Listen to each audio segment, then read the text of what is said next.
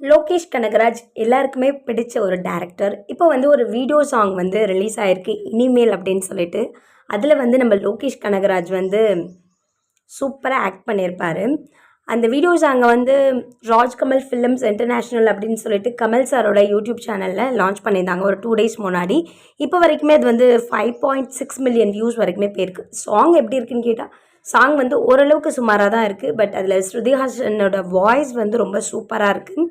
இந்த பாடலை எழுதினது யார் அப்படின்னு பார்த்தா இந்த பெருமையெல்லாம் வந்து நம்ம ஆண்டவர் தான் சேரும். லிரிசிஸ்டாக வந்து கமல்ஹாசன் தான் ஒர்க் பண்ணியிருக்காங்க. பொதுவாக லோகேஷ் கனகராஜ் அப்படின்னாலே அவரோட படம் வந்து ஹாட்ரிக் செம்ம சூப்பர் டூப்பர் ஹிட் ஆகும். நம்ம எல்லாருக்குமே ஒரு தெரிஞ்ச ஒரு விஷயந்தான்.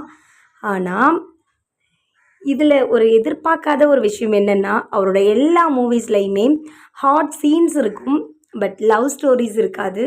இந்த வீடியோ சாங் ஃபுல்லாகவே ஹாட் ட்ரெஸ்ஸஸ் ரொம்பவே எப்படி சொல்கிறது, ரொம்ப ஆபாசமாக இருந்தது. அதனால தான் என்னமோ தெரியல, லோகேஷ்க்கு ஃபேன்ஸாக இருந்த எல்லாருமே வந்து இப்போது அவர்கிட்ட சில கொஸ்டின் கொஞ்சம் முகம் சுளிக்கிற மாதிரியான கேள்விகளை எல்லாமே அவர்கிட்ட கேட்டாங்க. சில கேள்விகளுக்கு இந்த கேள்விக்கெலாம் நான் பதில் சொல்ல முடியாதுன்னு அவர் ஓப்பனாக சொன்னாலும், ஒரு வீடியோ வந்து ரிலீஸ் ஆகிருக்கு யூடியூப்பில், அதற்கான இன்டர்வியூஸ்க்கு அவர் வராரு அப்படின்னும் பொழுது அதற்கான கேள்விகளுக்கான பதில் அவர் சொல்லி தான் ஆகணும். இதே கேள்விகளை ஸ்ருதிஹாசன் கிட்டே யாரும் கேட்க மாட்டாங்க. ஏன்னா அவங்க வந்து ரொம்ப மாடர்னாக வளர்ந்த பொண்ணு. இப்போ வரைக்குமே வந்து அவங்களோட பாய் ஃப்ரெண்ட் கூட லிவ் இன் ரிலேஷன்ஷிப்பில் தான் இருக்காங்க. கல்யாணம் ஆகாமலே இன்னும் ஒரு 3 வருஷத்துக்கு முன்னாடியிலேருந்தே அவங்க பாய் ஃப்ரெண்ட் கூட அவங்க ஒன்றா தான் இருக்காங்க. பட் லோகேஷ் வந்து அப்படி கிடையாது.